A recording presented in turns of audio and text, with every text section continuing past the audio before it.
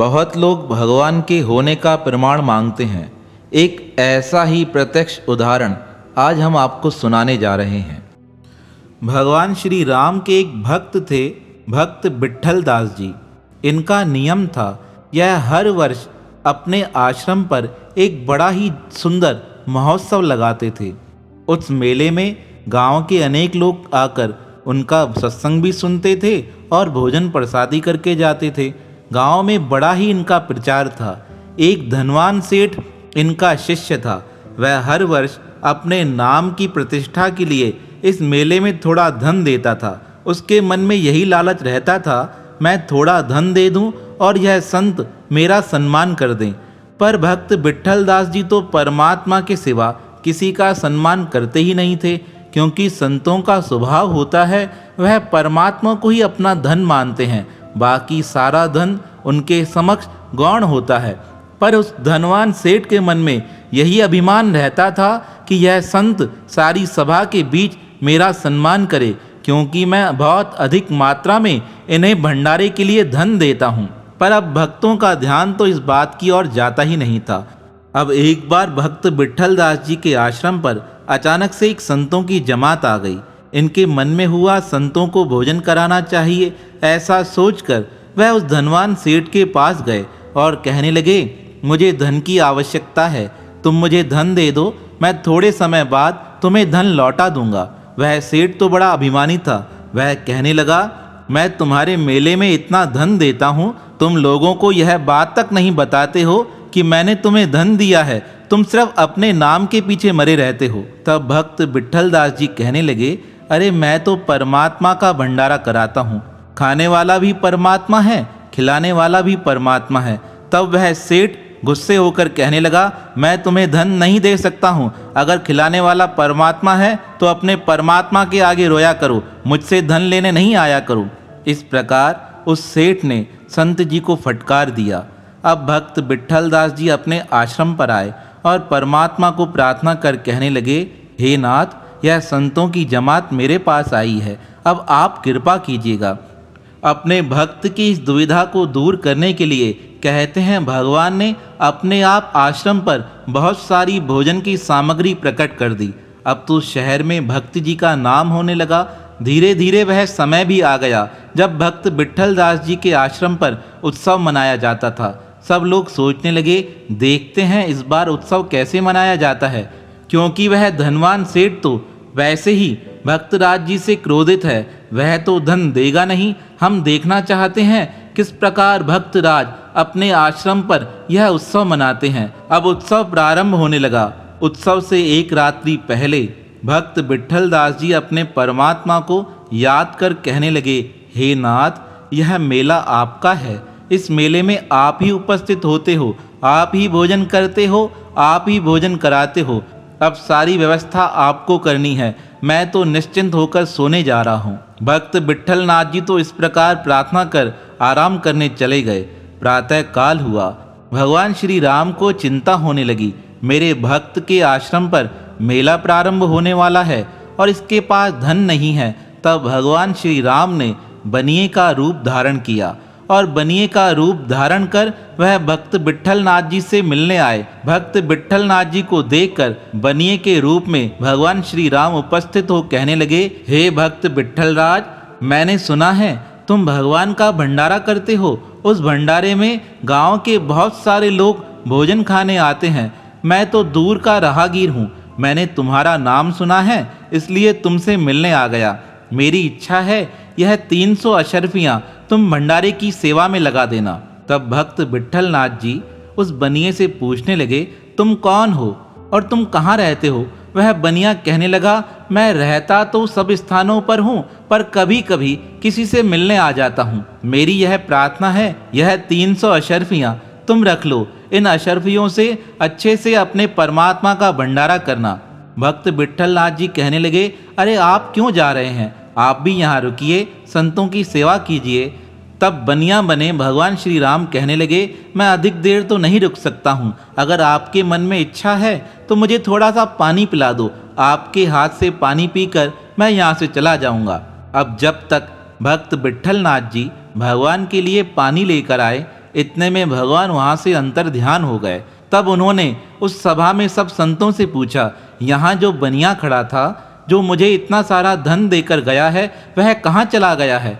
तब उस सभा में उपस्थित सभी महापुरुष कहने लगे, हमने तो देखा नहीं, वह कब आया था, वह कब तुम्हें धन देकर गया? तब भक्त विट्ठल नाथ जी ने 300 अशर्फियाँ दिखाकर कहा, वह अभी तो आया था, आपके सामने तो उसने हमें धन दिया था। तब वह सारे लोग कहने लगे, हमें तो कोई भी नहीं दिखाई दिया जो तुम्हें तुम्हारे हाथों में अशर्फियाँ देकर गया हो। हाँ, अभी हमें तुम्हारे हाथ में 300 अशर्फियाँ दिखाई दे रही हैं। जब भक्त विट्ठल दास जी ने संतों की यह बात सुनी, तब उनकी आंखों से प्रेमा आंसू बहने लगे। तब उन्हें इस प्रकार रोते देख संत लोग कहने लगे, अरे भक्तराज क्यों रोते हो? तब भक्तराज रोते हुए कहने लगे, अरे आप उसे देख ना सके, मैं उसे पहचान न सका, तभी मुझे रोना आ रहा है। वह और कोई नहीं, मेरे परमात्मा ही बनिए का रूप धारण कर मुझे अशर्फियाँ देकर गए हैं। उन्हें पता था कि इस बार मुझे पैसों की कमी आने वाली है, मेरे भंडारे में पैसों की तंगी ना आ जाए, इसलिए बनिए का रूप धारण कर मुझे परमात्मा यह धन देकर गए। उनकी यह दयालुता याद कर मुझे रोना आ रहा है। भक्तराज की बातें सुन सब संत महापुरुष स्तब्ध रह गए। वह कहने लगे, भक्तराज, हे भक्त विट्ठल दास, तुम धन्य हो जो तुम्हारे कार्य को पूर्ण करने के लिए परमात्मा स्वयं बनिए का रूप धारण कर तुम्हारे पास, तुम्हारे आश्रम पर आए। तुमसे अधिक धन्य और कौन हो सकता है? भक्तराज रोते हुए कहने लगे, वह परमात्मा मेरे कार्य को करने के लिए यहाँ उपस्थित हुए और मैं उन्हें पहचान भी न सका, इसलिए मेरे आँखों से आंसू आ रहे हैं। अब तो उस धन से भक्त विट्ठल नाथ जी ने बड़ा शानदार भंडारा किया। जब गांव की सेठ को यह बात पता चली, मेरे धन नहीं देने के बाद भी भक्तराज ने बड़ा अच्छा भंडारा किया है, तब उसकी आंखें खुल गई। वह विचार करने लगा, मैं कितना अज्ञानी हूँ, मैं अपने अभिमान के वशीभूत होकर संतों की सेवा करने से विमुख हो गया। वह दौड़ता हुआ भक्त विट्ठल नाथ जी के शरण में आया और कहने लगा, हे गुरुदेव, मुझे क्षमा करो, अज्ञान के अंधकार में मुझे अभिमान हो गया था, इसलिए मैं संतों के सेवा से विमुख हो गया था।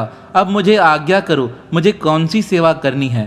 तब भक्तराज उस धनवान सेठ को उपदेश देते हुए समझाने लगे, अरे यह भंडारे परमात्मा के होते हैं, परमात्मा स्वयं लोगों के रूप में इसमें सेवा करने आते हैं और स्वयं ही उन लोगों के रूप में भोजन करने आते हैं।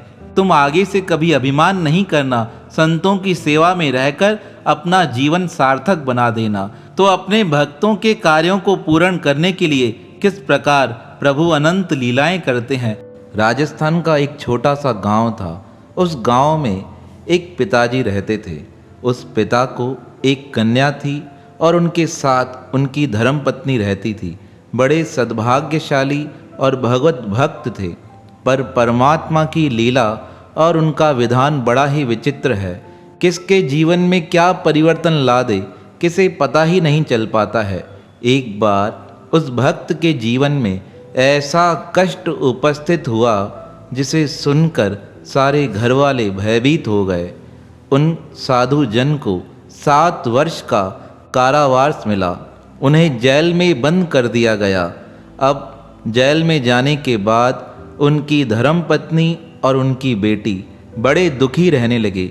बहुत प्रयास किया कि उनके पिता बाहर आ जाएं, पर सारे प्रयास निरर्थक हो गए। धीरे धीरे कन्या की उम्र बढ़ने लगी, विवाह के योग्य हो गई। जब गांव में कोई लड़की विवाह के योग्य हो जाती है तो समाज में बातें बनना प्रारंभ हो जाती हैं कि लड़की बड़ी हो गई है, अभी तक विवाह नहीं हो पाया है, पक्का इसमें ही कोई ना कोई कमी रही होगी। एक दिन लड़की की माता अपने भाई के पास गई। भाई को जाकर विनती कर कहने लगी, मैंने अपनी बेटी के लिए रिश्ता पक्का कर दिया है, लेकिन इसके विवाह के लिए धन की आवश्यकता है। अगर तुम धन की व्यवस्था कर दोगे तो मैं अपनी बेटी का विवाह बड़े धूमधाम के साथ संपन्न करा सकूंगी। उस समय तो उसके भाई ने हाँ कर दी, लेकिन व्यक्ति का मन कब परिवर्तित हो जाए, धन को देखकर सारा मन बदल जाता है। जैसे जैसे विवाह का समय नज़दीक आने लगा, मुश्किल से 3-4 दिन ही शेष बचे थे।